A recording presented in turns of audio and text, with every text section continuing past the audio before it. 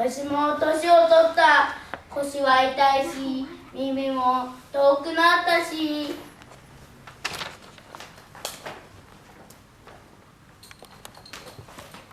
ある農家に一匹の猫が住んでいました。たくさんのネズミも住んでいました。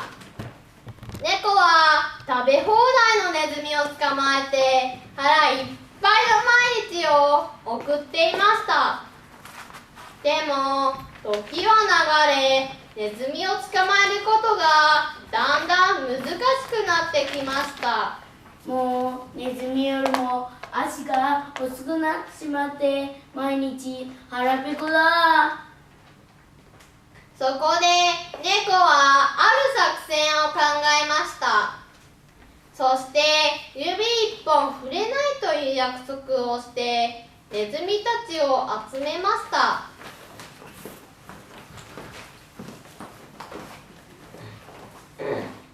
やあネズミのみんな、怖がらなくていいぞ。怪しい。わしはすっかり年を取った。そこでこれから心を入れ替えようと思う。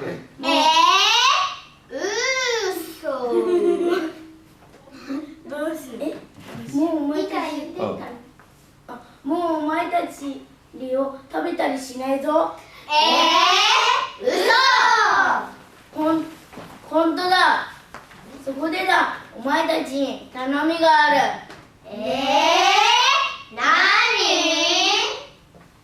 朝と夜一列に並んでわしの前を行進してもらいたい。そして私の美しい心を謝ってお通り過ぎるときにお辞儀をしてもらいたい。ちょっと怪しいけどありがとうございます。朝と夜一列になってあなたの前を行進します。そしてあなたの美しい心を謝って通り過ぎるときにお辞儀をします。そして夜になりました。猫は穏やかな顔をして部屋の真ん中に座りました。ネズミたちは一列になって進み、順番に深々とお辞儀をしました。あなたの美しいお心に感謝いたします。あなたの美しいお心に感謝いたします。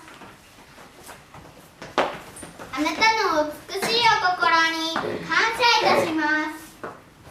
そして長い列が通り過ぎて最後のネズミがお辞儀をしました。その瞬間、よし、いただき。猫はそのネズミを捕まえあっという間に食べてしまいました。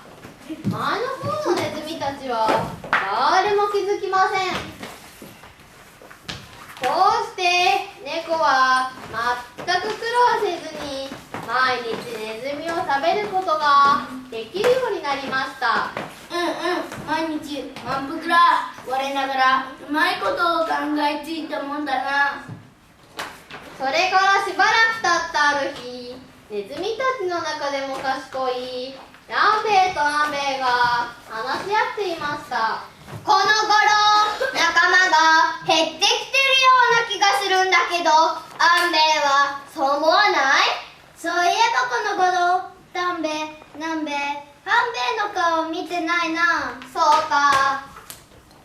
猫に言われて朝晩更新を始めてからなんとなく毎日誰かがいなくなってるような気がしてたんだけど、そこで2匹は次の更新に備えちょっとした作戦を話し合いました。夜の更新の時間になりました。今日の行列の先頭にはランベイ、最後にはアンベイが並びました。ランベイは猫の前で丁寧にお辞儀をしました。そしてまた進み出すなり大声で言いました。おーい、アンベイ、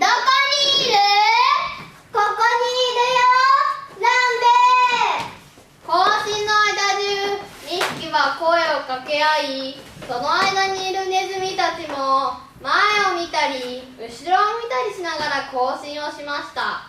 あんなことをやられちゃ手が出せないんじゃないか。晩ご飯が行っちまったよ。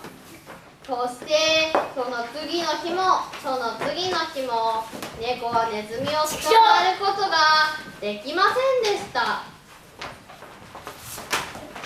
ネズミたちの作戦は大成功。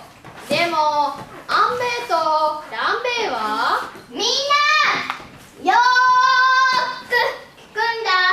猫はもうすっかり腹ペコになっている。今日の行進の時は猫の様子をよーく見るんだよ。はーい。でも何を見るの？腹ペコの猫はいつ飛びかかってくるかわからない。だからいきなり立ち上がらないかどうかをよーく見るんだ。はーい。行進が始まりました。アンベイとランベイは声を掛け合い、行列は進んでいきました。おーい、アンベイ、どこにいる？ここにいるよ、ランベイ。今日の猫は目を思いっきり見開いています。血走った目からはギラギラと恐ろしい光線が放たれています。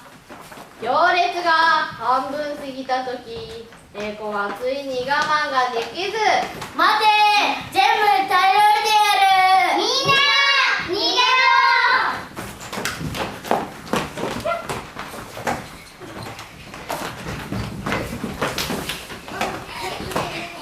腹ペコでフラフラの猫は床に倒れ込んでしまいました。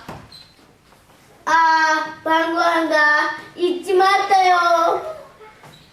ランベイとアンベイはそれから長いこと生きて、ネズミたちの誰からも尊敬を受けて暮らしたということです。